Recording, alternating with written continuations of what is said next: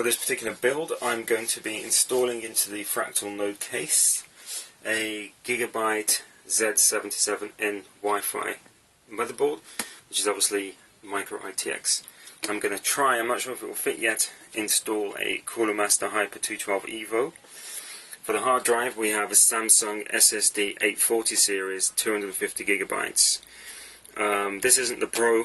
The Pro is much more expensive, but with this we should get very good performance anyway.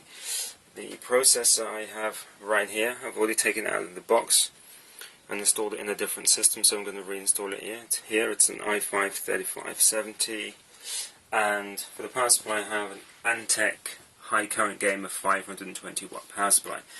This is 160 millimeters long. That's the maximum size power supply you can put into the Node 304 case without it sort of getting in the way of the graphics card. If you have one with a modular cables, then you need to have a smaller power supply up to 140 millimeters. I'm hoping this is going to fit okay. These cables are quite tough, so I may have to bend them out of the way to get them fitted into the case properly. And for the graphics card, we have a Radeon Sapphire HD 7850 card. So all this is going to be, well, I'm going to try and fit all this into the case. So let's see how it goes. So the first thing you have to do with this case is to install everything is to remove the hard drive bays. They have thumb screws that you can see right here, but out of the box they were extremely tight and I couldn't actually undo them without using a screwdriver. Now, because of the positioning of these, you really are better off using a very small screwdriver like this to enable you to get to the screws properly. Otherwise you're going to have to angle the screwdriver and then you may start to destroy the head of the screw. So another thing is, here you have small screws for which you do need a screwdriver, definitely. So again, they're in very tight from the factory, so make sure you use a screwdriver which is a good fit for the actual head of the screw. Otherwise you are likely to start to wear away the screw and then it's going to be very difficult to get it in and out. So let's get rid of these bays. The drive bays are now removed, as you can see. That allows you to get a better view inside the case. You can see those two front fans there. Now, according to the instructions, this is the way you need to build a system using this case. So first of all, take out the hard drive bays, which I've done. Then you need to mount the motherboard using the standoff screws, which are here. This board doesn't. Some boards come with a little attachment that you can put over these to enable you to use a screwdriver to install them, but this doesn't, so you'll have to just tighten them by hand. So yeah, motherboard, then the power supply next, followed by graphics card, then the hard drives, which you mount to the brackets. Then you put the brackets back into the case, you connect the power supply and motherboard cables to the components, and then connect the power supply extension cable to the power supply. And so that's what we're going to do. I'll follow this procedure to make sure all goes okay. So let's begin with the motherboard. So the standoff mounts are now in place, as you can see. Now, I actually had to use a spanner to tighten them because they would only go in a very short sort of distance before they became too tight to tighten by hand. So I used a small spanner. You can get a screwdriver sort of attachment that will go over, which you can use as well. So just bear that in mind. Now, before I actually install the motherboard, I thought I would just check to make sure the Cooler Master fan will actually fit in the case. So I've just placed it on top of the motherboard where it would eventually sit, and normally you need to install them at 90 degrees, so the fins will be pointing this way, but if you do that with this m-itx board, then when the graphics card is installed here, you'll find that the cooler will be in the way. So I've had to turn it this way, like this, and as you can see from where it's positioned, it will fit. It's quite close to the external rear fan, but it shouldn't be a problem. And this cooler is here. Now, there may possibly be a problem with power cables into the motherboard because it does go above some of the headers, as you can see, but hopefully it will be okay. Also, in terms of the RAM, you can see one of the heat pipes there. It looks very close to a RAM slot, so it looks like it should just be okay though. So yeah, I think I'll go ahead and try and fit this to the board before I install it. So with the motherboard, I've just managed to install the back plate ready for the Cooler Master fan. I've popped in the back plate just there, that just sort of presses in place very easily. So now I just need to put the motherboard inside and just screw it down onto the... So I've got the motherboard in place now. You just simply slot it in and put in the 4 screws.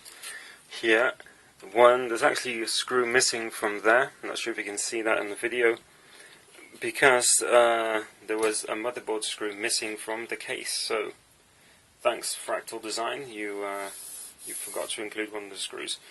The motherboard is still held pretty strongly in place without the 3rd screw, but I'll probably find one later and put it in place. So now I'm going to put in the power supply.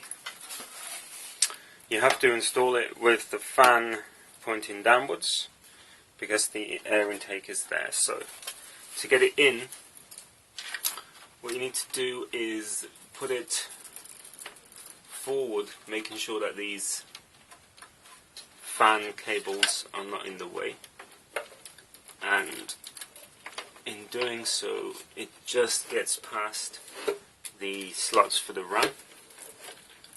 You slot it forward and slide it into place like this.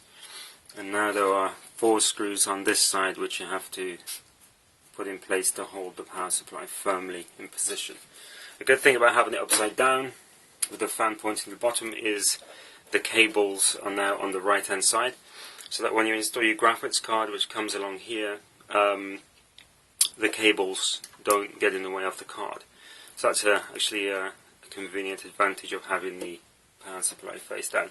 So I'll go ahead now, put the screws in, and then we'll move on to the next part. Just to have a quick look along here, you can see that this is a 160mm long power supply, and if you take a look at where the PCI Express slot is, the card should just come along here and just miss the back of the power supply. So if you were to use a longer one, then you may get in trouble and not be able to install a PCI card. So do stick to the 160mm restriction on power supply length, but that's pretty standard anyway, so you shouldn't have an issue with that. One more thing I forgot to just mention is you need to plug in the power cable. This goes here, the lead runs around to the back of the case where the external power supply will go from your wall socket, and the cable needs to be fitted upside down in this case, which means that it's going to press against the front of the case, but it's not too long, so it can fit just about in position. And also remember to switch on the power supply, because obviously once the outer case bracket, whatever you call it, is back in position, you won't be able to access this switch, so do remember to put it in the on position. So now we have the power supply and motherboard installed, we're going to move on to do the CPU and the RAM. So for the CPU on this particular Gigabyte motherboard, you just lift up the cover like this and remove the protective plate. I have here the CPU, and what you need to do is align this particular corner, which is pin 1, with the triangle in the bottom here, and then just drop it in place. So if I put it like this, you can see that it's dropped in place nicely. There are some notches which also line up to confirm you've got it in correctly. So then you just put that back down, make sure that this bottom part goes under the screw, and press this down in place and just pop that under there. So that's now the CPU installed. For the RAM, I have 2 8GB sticks of Corsair Vengeance low profile. This is also very easy. Make sure the notch is lined up like this, so that way you're not going to put the RAM in the wrong way round. So just slot it in like this and click the two retaining clips into place. That's the first one. Second one, again, make sure it's the correct way round. Slot it in like this.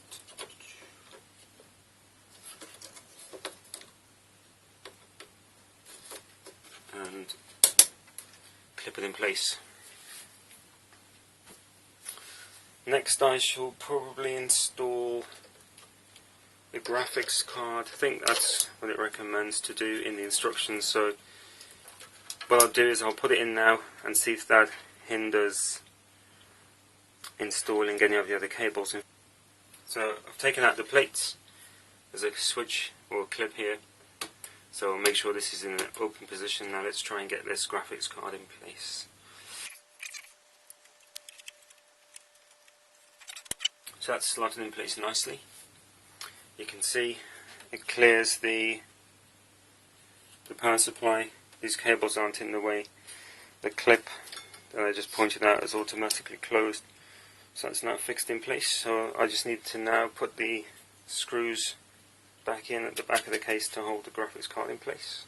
Now the graphics card's in place, it's going to be a question of getting all of the cables now plugged into the motherboard. You have USB 3 cable, all the cables for the front of the case, the audio, HDD light, power switch and other power connectors.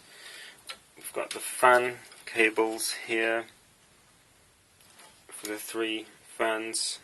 They all plug in to this switch at the back which controls the speed, and that's the power supply which will come from the intake, which will come from the main power supply to power all the fans.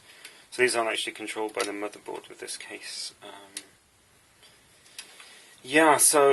And then we've got all of these power leads here. There's a massive amount of cables, and all this somehow it's got to fit inside this tiny case. I've got a feeling this is going to be impossible to do neatly, so I'll try my best. I'm going to connect all these cables up and I'll come back as soon as I've managed to do that. So I'm now in a position where everything's plugged in, except for now the heatsink. But as you can see, the cables are in a complete and utter mess.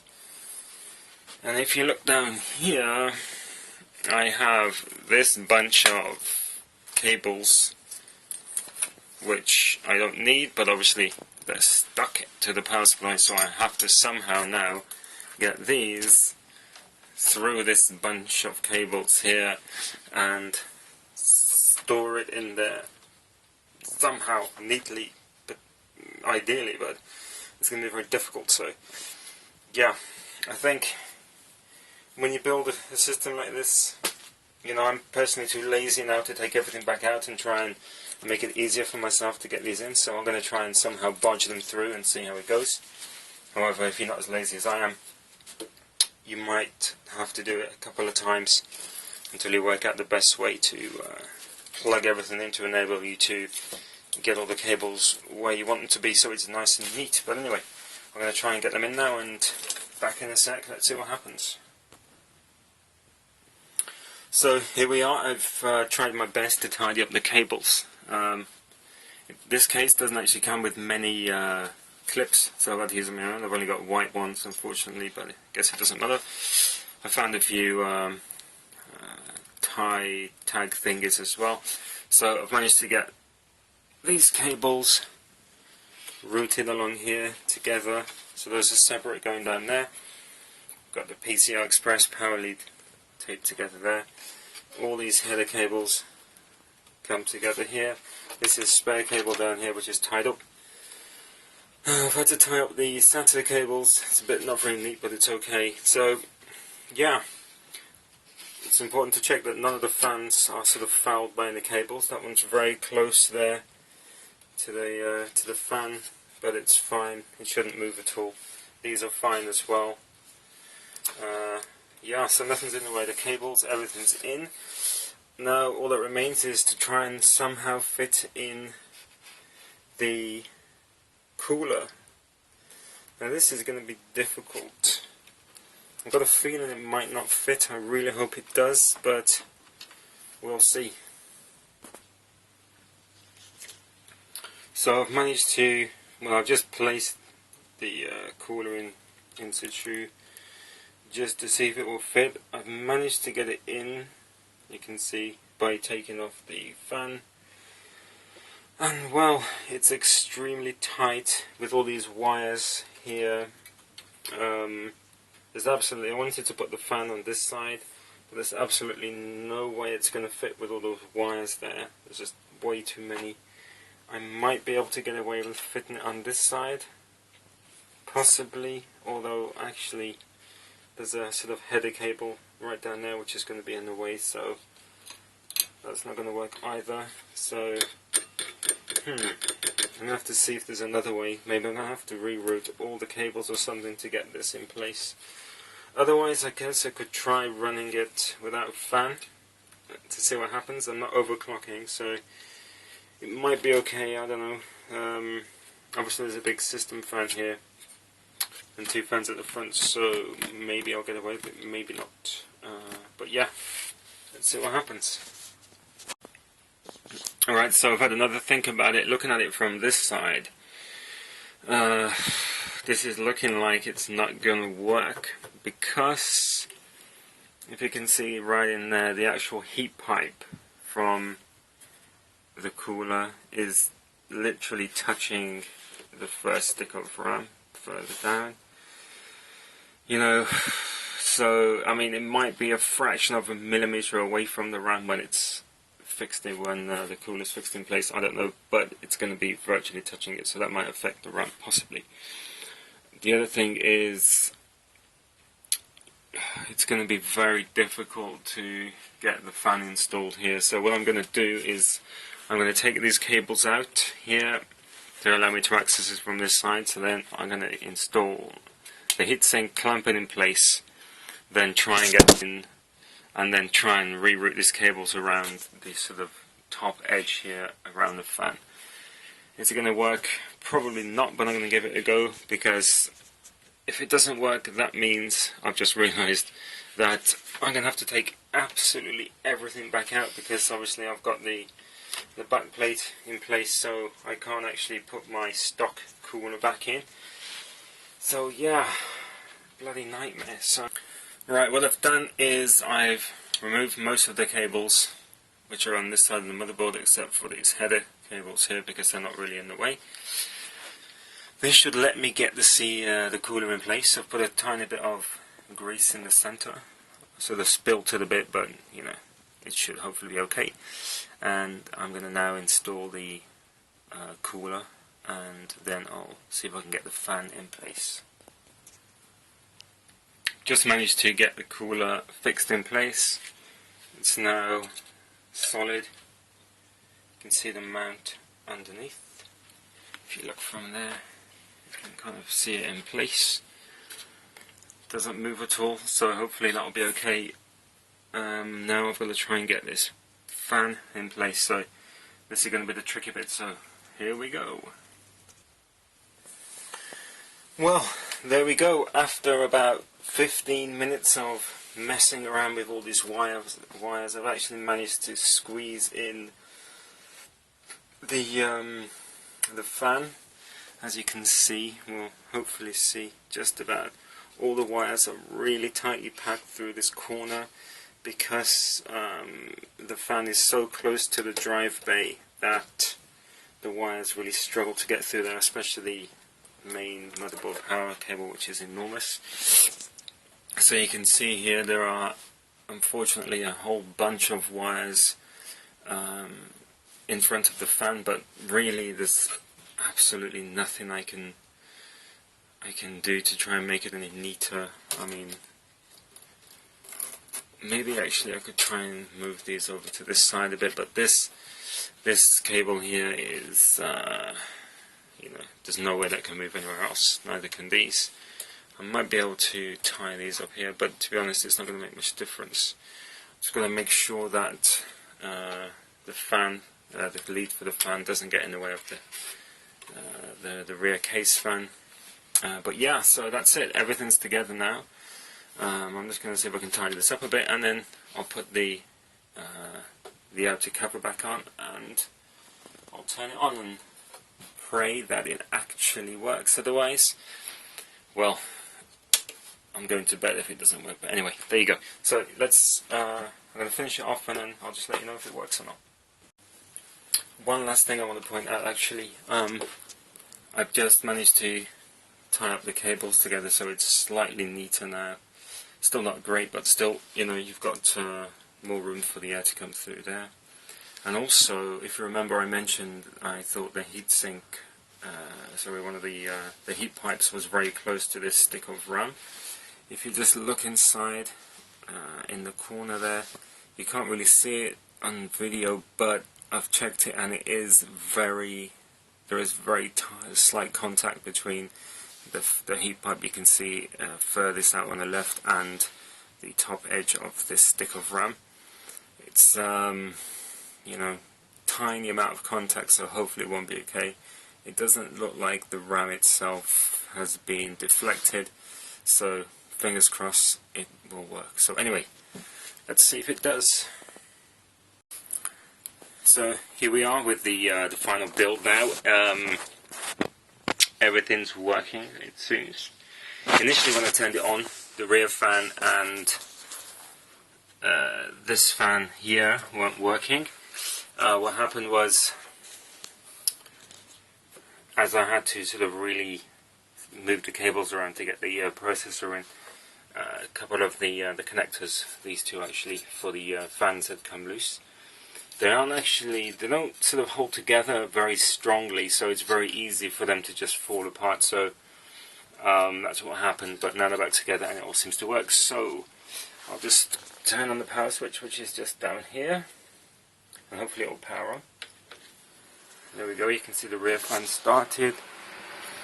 These two fans at the front are spinning round. For some reason this fan is a lot slower than this one.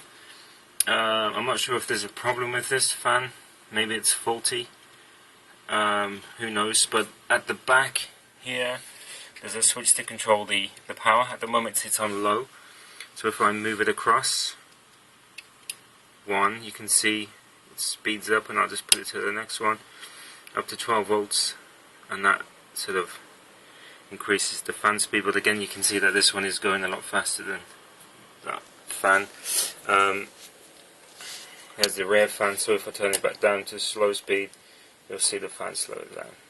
The fans are actually really quiet, but the loudest thing, well, you can see the graphics card fans are spinning around. They're very quiet at the moment, but the loudest thing is this Cooler Master fan. Well, the way I've got this position, you probably can't see it spinning, but let me see.